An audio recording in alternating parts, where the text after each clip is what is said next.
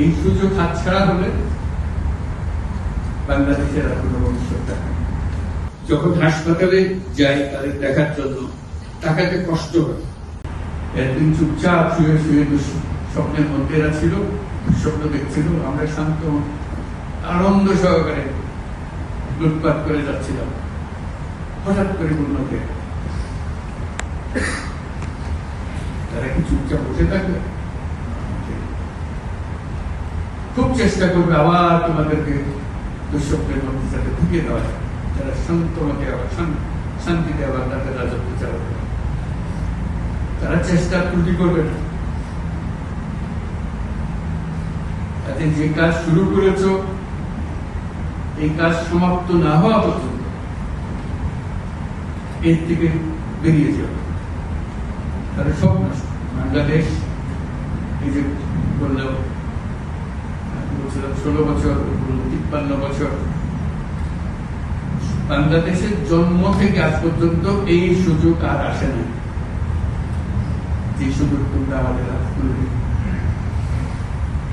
এই সুযোগ যেন হাতছাড়া না। এই সুযোগ হাতছাড়া হলে বাংলাদেশের আর কোনো ভবিষ্যৎ থাকে না। এটা কোনো দেশ, এটা কোনো রাষ্ট্র থাকবে। এটা যেন শুধু রাষ্ট্র না, পৃথিবীর সম্মানিত রাষ্ট্র হিসেবে প্রতিষ্ঠিত। যেহেতু তরুণরা এটা ঢাল করেছে, এই কারণে এটা ইউনিক, অনন্য। অনন্য একটা দেশ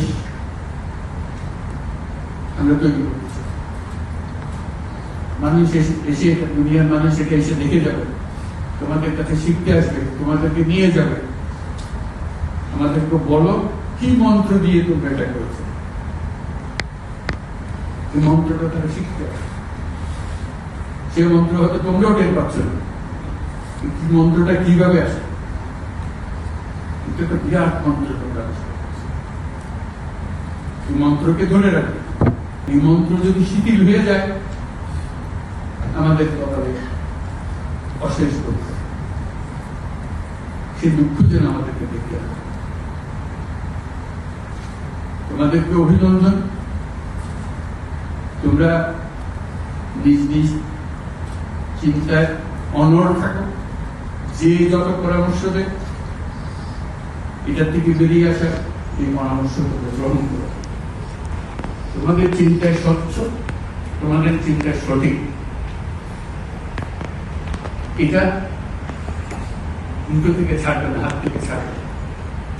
এবং আমাদেরকে স্মরণ করিয়ে দেবে যদি আমরা এটার এই স্বপ্নের থেকে দূরে সরার কোন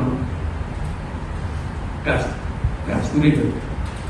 আমাদের কারো কোনো ইচ্ছা নেই এই স্বপ্ন বাইরে যাওয়া, এই স্বপ্ন বাস্তবায়ন করাই আমাদের সার্বক্ষণিক কাজ। তবে পুরোক্রমে যদি আমরা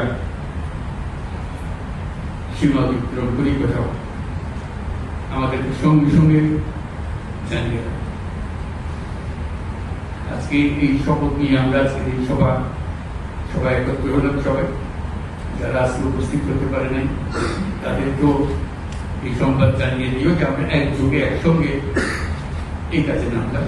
এবং এটাকে কি একটা স্বপ্ন আমাদের সবার সামনে, তোমাদের সামনে, জাতির সামনে তোমরা নিয়ে এসছো। প্রথম শুরুতেই আমরা যারা শহীদ হয়েছে তাদের কথা স্মরণ করি। যারা শহীদ হয়েছে তারা চলে গেছে, এবং তোমাদের দিকে তাকাচ্ছিলাম, ভাবছিলাম তোমরাও শহীদ হয়েছে। এটা শুধু ভাগ্যের খেলা, তুমি এদিকে রয়ে গেছো, শহীদ হয়েছে। আজকে তারা আমাদের সঙ্গে বুঝতে পারবে,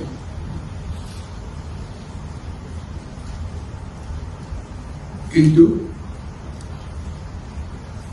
সেই সুযোগ তাকে দেওয়া হয়নি, তাদেরকে দেওয়া হয়নি।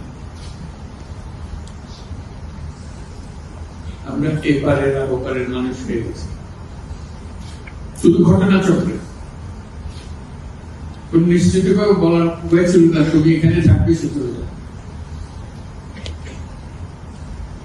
কেউ হয়তো 1 ঘন্টা আগে রওনা হয়েছে, 1 ঘন্টা পরে রওনা হয়েছে, এটাই তার সমস্যা। যখন হাসপাতালে যায় তাদের দেখার জন্য তাকাতে কষ্ট হয়। এরকম তরতাজা একটা ছেলে, একটা মেয়ে এরকম ভাবে কিভাবে ছিন্ন বিচ্ছিন্ন হয়ে যায়। একদম তাজা তরুণ রংপুরে আমাকে বললো, স্যার আমি সারা জীবন ক্রিকেট খেলতে চেয়েছি, এখন দেখেন তোমার পাটা কেটে ফেলেছে। সে আমাকে জিজ্ঞেস করে, স্যার আমি ক্রিকেট খেলব কি করে?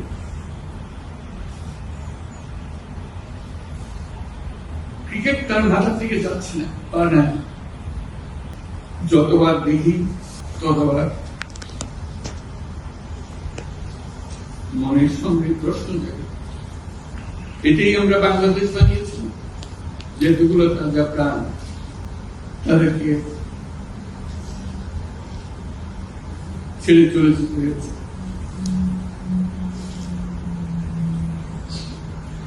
আমরা যারা এখানে আজকে বসে কথা বলছি, তাদের একমাত্র দায়িত্ব তাদের যে জীবনের বিনিময়ে তারা আমাদের আজকে এখানে বসার সুযোগ দিয়েছে। তারা না গেলে আমরা আজকে এখানে বসতে পারতাম না। সবাই আমরা যারা সরকারের মধ্যে বসছি, তোমরা যারা আজকে শান্ত মনে এখানে কথা শুনতে এসছো, কেউ এই ভূমিকা আসে না।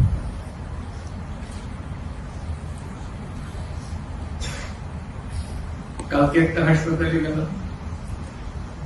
আবার সেই দৃশ্য,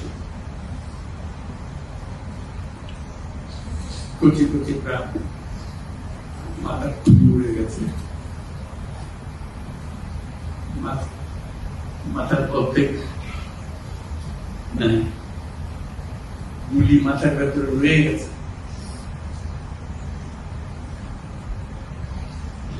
একজন এটা রংপুরের হাসপাতালের দৃশ্য, একটা এক্সরে দেখালো,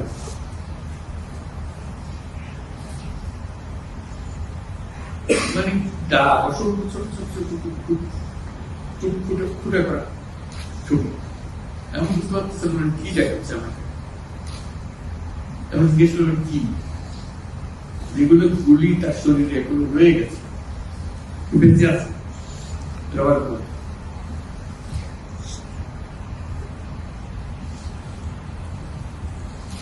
যতবার দেখি ততবার শুনি,